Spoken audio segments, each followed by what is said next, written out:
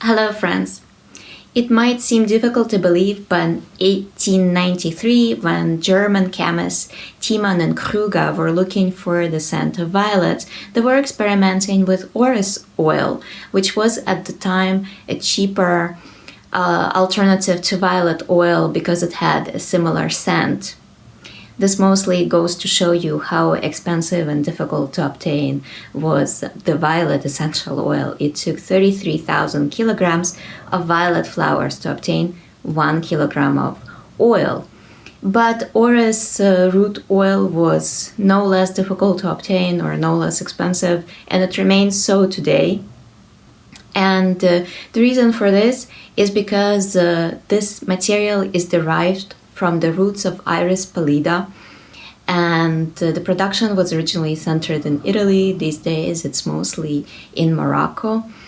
And these roots, their rhizomes, they have to be peeled by hand. Machine cannot do it, and because they look like these knobbly potatoes, and so it takes hours to peel them. Then they have to be sun-dried and processed and aged, because without this, the scent, the prized scent of Orris will not be revealed. And so it takes several years just to even obtain raw material, which can then be processed into something that's called Orris butter. And that looks like a waxy, buttery substance with a beautiful scent, and it can be used as is, or it can be processed into absolute by washing it with alcohol and then distilling it further. And so it basically, as this discussion tells you, it's very expensive. So you can understand why a kilogram of high-grade Orris oil or absolute can cost up to 50,000 euros per kilo. And the price of Orris absolute is determined by its iron content. Iron is a molecule that gives Orris its unique scent.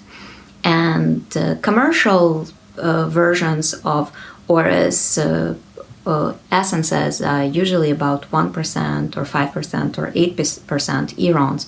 Anything higher also exists, but it becomes so expensive that it's unaffordable.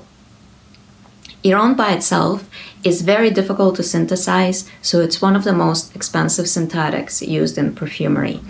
And when you hear people saying things like, oh, naturals are expensive and synthetics are cheap, take it with a grain of salt, because something like Iran and there are many other synthetic materials that are extremely expensive and much more expensive than many naturals. So Iran, even on its own, even when it's just one molecule, it has a very beautiful scent, which is rich, floral, but also woody and green. Orris absolute smells divine. It has the floral aspect that's reminiscent of violets, but also has the green and woody facet, which is really complex and which it changes. To me, whenever I think of this material, I think of the play of light on gray silk or pearls. There's this opalescence about it. There's this beautiful soft quality and yet persistence. It's powdery and yet luminous. The way Orris can be used in perfumery is really versatile. It's perfect in leathers. Of course, it's great with florals such as violets and powdery florals like mimosa, but it's fantastic with leathers and also berries. Adding a little bit of Orris to a red berry accord, for instance, raspberry accord, really makes them sing. Even if the accord will not read as something that smells of iris or flowers, there's going to be a velvety, a delicious, almost a mouth-watering facet. And that's how often it's used, just to a little bit of Orris to create that velvety sensation. But with Orris being so expensive, how do you know that your fragrance actually contains it? Most of the fragrances calling themselves Iris or Orris contain neither Iron nor Orris essence. And usually an Iris impression can be sort of created through a combination of ionones, which are far less expensive materials, and other woody notes or perhaps floral notes, spices.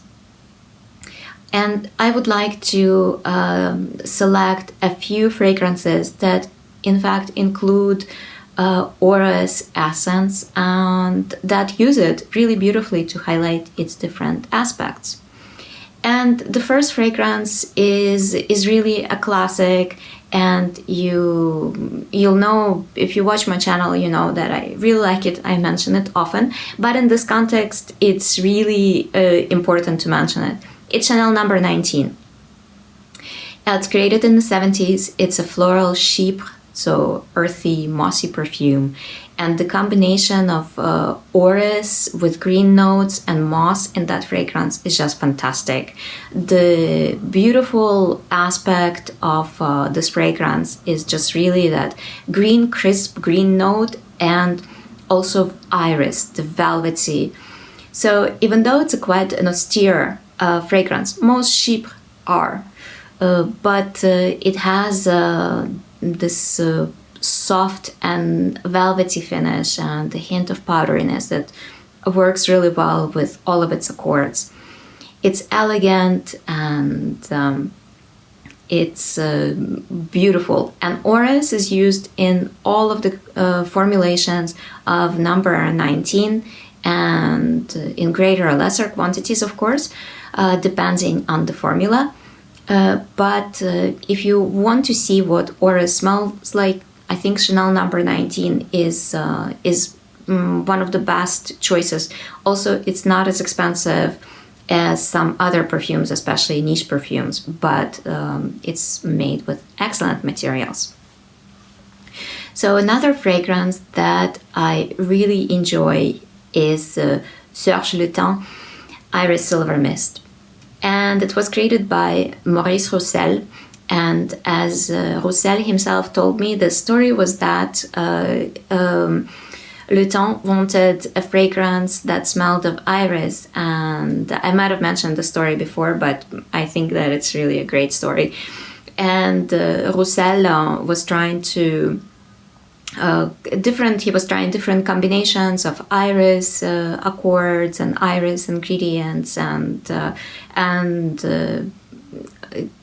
Maestro wasn't pleased, and he said no, more iris, and finally Roussel took every single iris ingredient that Symrise had in its catalog, put it in a formula, balanced it, and Serge Lutens was pleased. So that's Iris Silver Mist. It really has a lot of Orris and other Orris-like materials, and it smells really fantastic. To me, it's one of my favorite fragrances. It's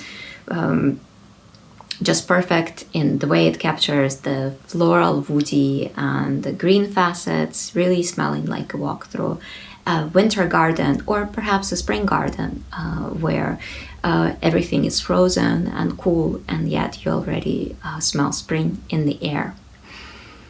Another fragrance which treats Orris in a really beautiful way is Frédéric Malle Iris Poudre.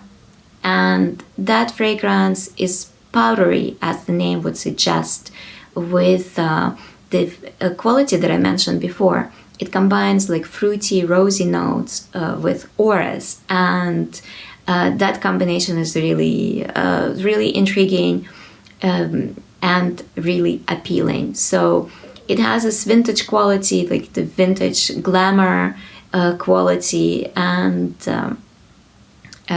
really, really great. You have to like powdery fragrances to appreciate it, but it's one of the best of its genre.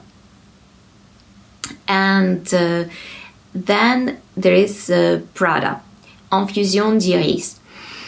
And that fragrance is now exists in different different formulas, different flankers with more vetiver, for instance. There is one version, but I like the original best. It has this luminosity that I very much enjoy about Orris, and floral notes. So it's more of the floral aspect of Orris that explores, and it's transparent, sheer, easy to wear, not as powdery as some Orris fragrances, and really quite beautiful.